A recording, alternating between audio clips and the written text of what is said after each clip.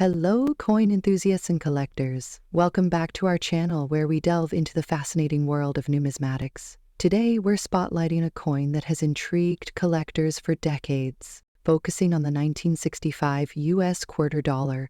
You might be surprised to learn that certain quarters from this year, even those in less than perfect condition, have fetched impressive sums at auctions.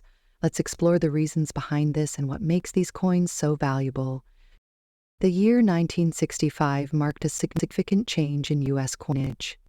Due to rising silver prices and a national coin shortage, the U.S. Mint transitioned from producing quarters composed of 90% silver to a copper-nickel-clad composition.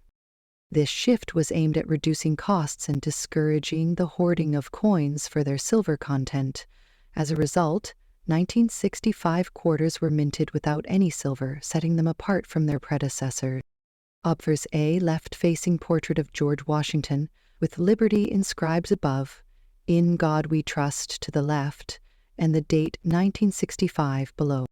Reverse an eagle, with outstretched wings clutching arrows and an olive branch, encircled by United States of America and quarter dollar, with E pluribus unum above the eagle.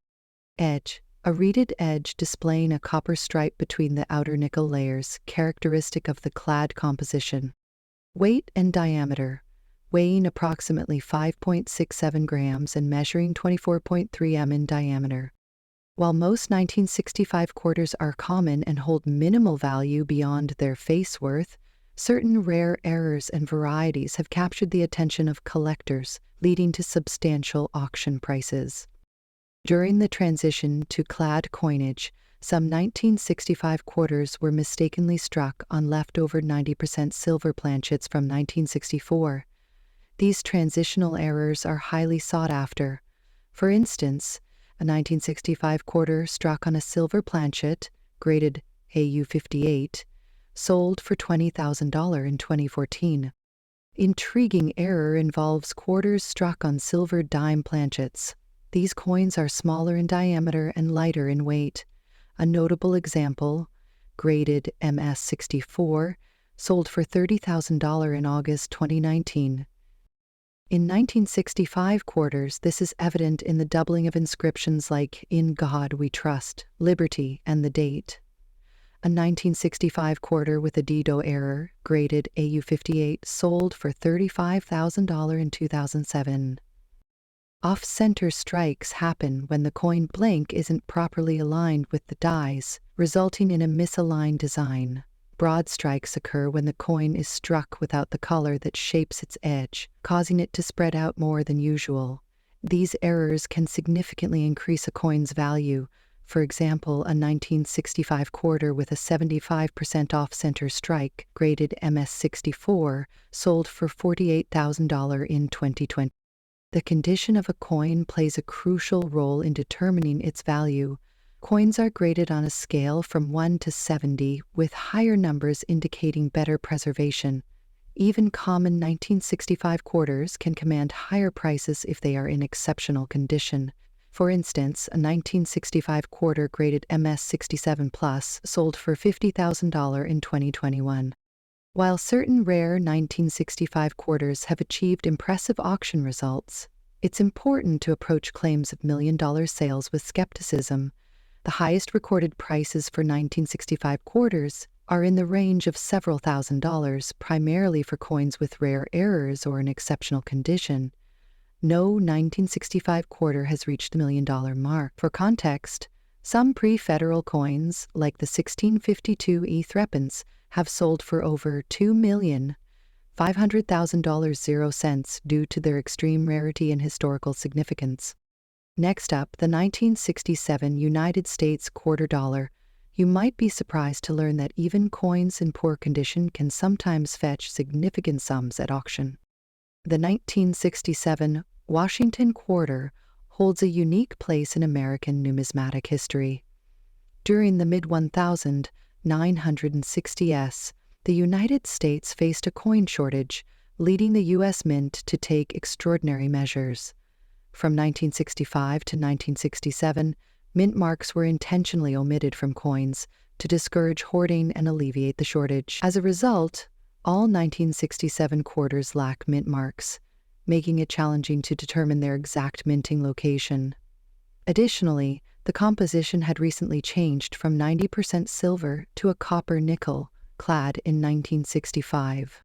In 1967, over 1.5 billion quarters were produced, making them relatively common in circulated conditions.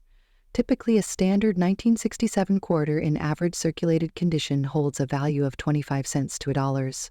However, certain factors can significantly enhance their worth, even for coins that have seen better days. Error coins are anomalies that occur during the minting process, and collectors often prize them for their uniqueness. Here are some notable errors associated with the 1967 quarter. This error results from a misalignment during the die creation, causing noticeable doubling on the coin's obverse lettering and date. The most prominent variety, known as FS101, exhibits distinct separation on the letters of Liberty and In God We Trust. A well-preserved example graded MS64 by PCGS sold for $30,000 in a 2019 Heritage auction. Occurring when a coin is struck improperly due to misalignment, off-center errors result in a portion of the design being missing or shifted. The value of these errors depends on the degree of misalignment and the visibility of the date.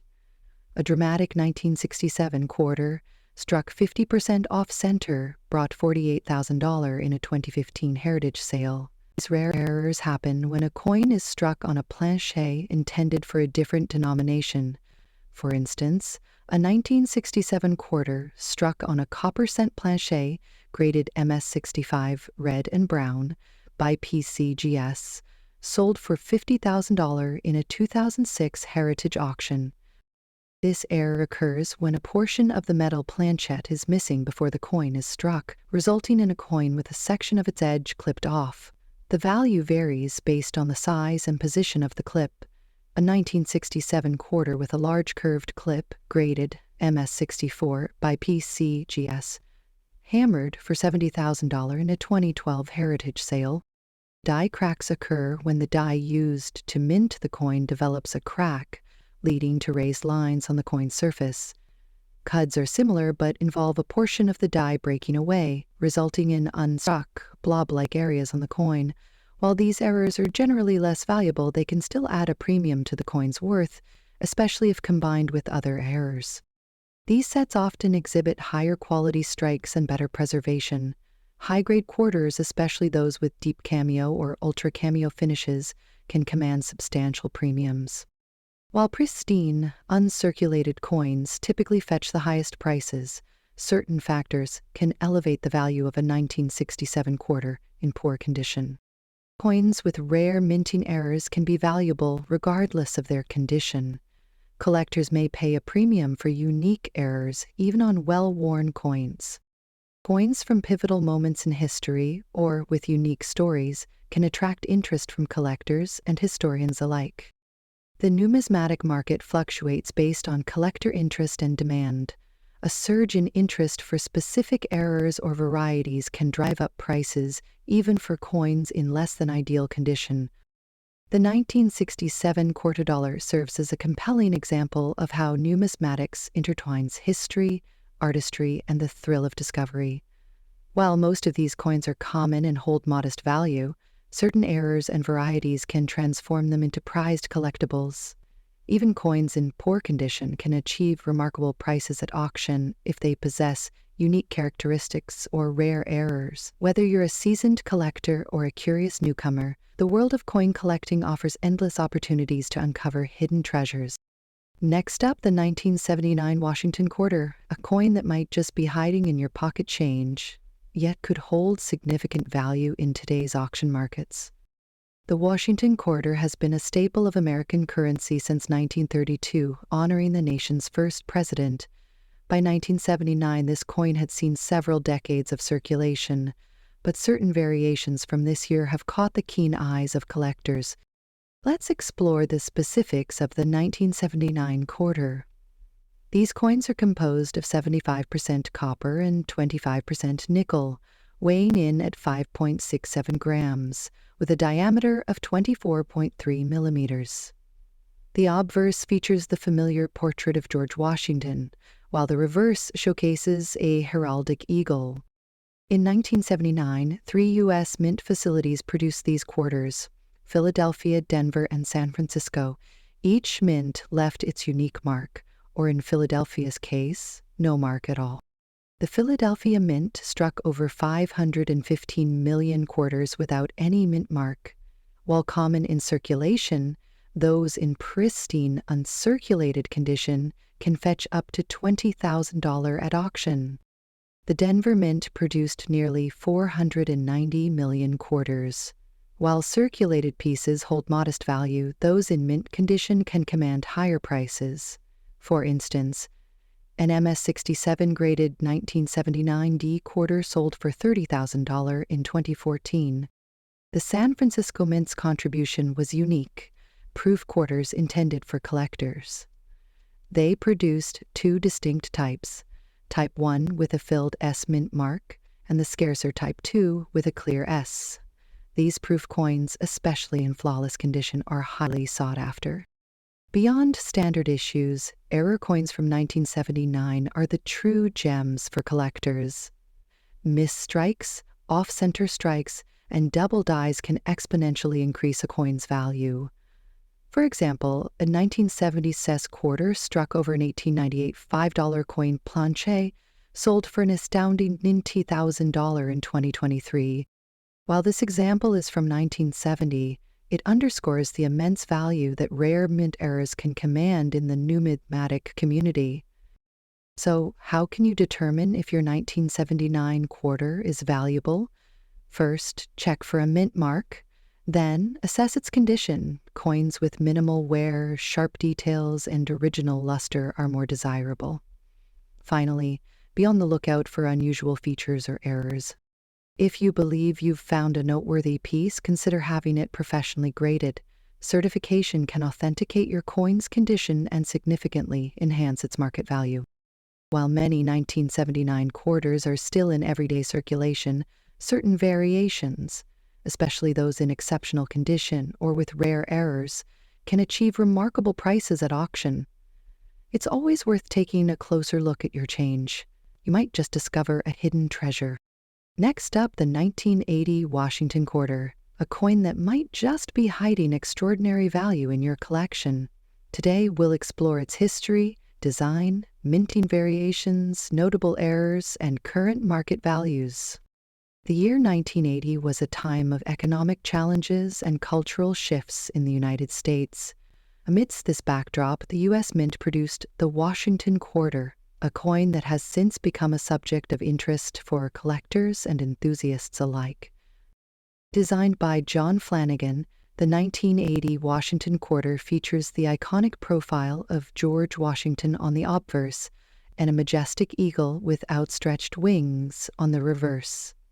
The coin measures 24.3 millimeters in diameter, weighs 5.67 grams, and is composed of a copper nickel clad over a pure copper core.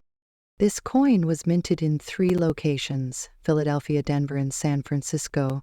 Notably, 1980 marked the first year that the Philadelphia Mint included the P mint mark on the quarter. Some coins from the Philadelphia Mint exhibit a P mint mark that appears partially or completely filled due to dye, grease, or debris. While not extremely rare, these coins are popular among collectors and can fetch between $8,000 to $10,000 in mint state conditions.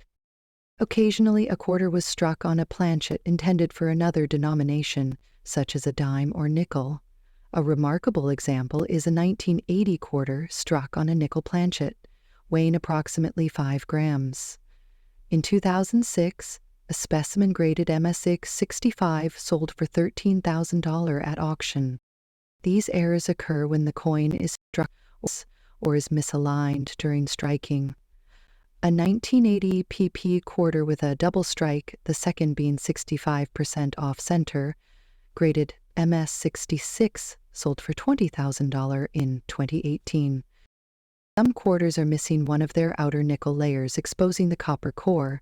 A 1980 quarter with a fully missing obverse-clad layer, graded MS-64, sold for $30,000 in 2020.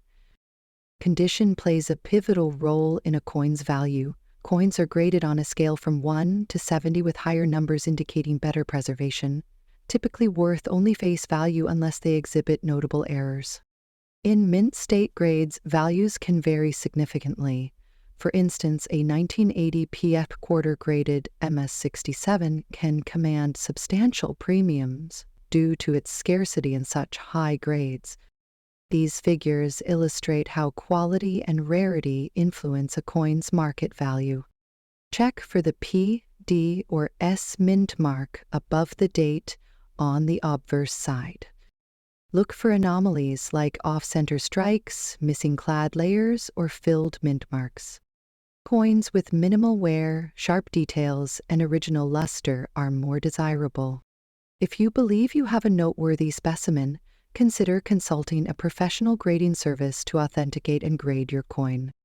The 1980 Washington Quarter serves as a fascinating example of how historical context, minting variations, and preservation can converge to create numismatic treasures. Whether you're a seasoned collector or new to the hobby, you never know what valuable pieces might be hiding in plain sight. Next up, the 1989 USA quarter dollar, a coin that, at first glance, might seem like everyday pocket change, but can hold significant value in today's auction markets, especially when in very good condition. The Washington quarter has been a staple of American currency since its introduction in 1932, commemorating the 200th anniversary of George Washington's birth. The 1989 quarter continues this legacy, featuring the familiar portrait of Washington on the obverse and the heraldic eagle on the reverse, both designed by John Flanagan. The high mintage numbers, particularly from the Philadelphia and Denver mints, mean that circulated 1989 quarters are relatively common. However, coins in uncirculated or mint state conditions are much scarcer and more valuable. Coins are graded on the Sheldon scale from 1 to 70, with higher numbers indicating better preservation. Coins graded MS65 and above are considered gem quality and are more valuable. While all mint marks can yield valuable coins in high grades, certain mints had lower production quality, making high-grade coins from those mints rarer. Coins with minting errors, such as off-center strikes, double dyes, or missing elements, can be highly sought after by collectors. Uncirculated coins with varying degrees of minor imperfections, M-quality coins with strong luster and minimal marks. Superb to perfect coins with exceptional eye appeal and virtually no flaws. Higher grade coins are significantly rarer and command higher prices at auctions. The auction market for 1989 quarters has seen some impressive sales, particularly for coins in MS67 grades. For instance, a 1989 P quarter graded MS67 sold for a $90,000 in 2007, highlighting the premium collectors are willing to pay for top-quality specimens.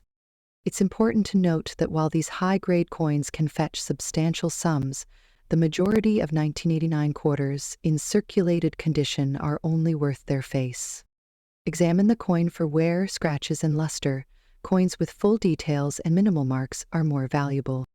Locate the mint mark on the obverse side of the coin, near Washington's hair tie. Check for any anomalies like misstrikes or unusual features that could indicate a minting error. Use reputable sources to compare your coin's condition and mint mark to current market values. For potentially high-value coins, professional grading by services like PCGS or NGC can authenticate and encapsulate your coin, providing assurance to buyers. While the 1989 Washington quarter is common in everyday circulation, specimens in very good to uncirculated condition, especially those with high grades or unique errors, can command impressive prices in the auction market. Understanding the factors that contribute to a coin's value, such as condition, mint mark, and rarity, can help. Thanks for watching. Happy collecting!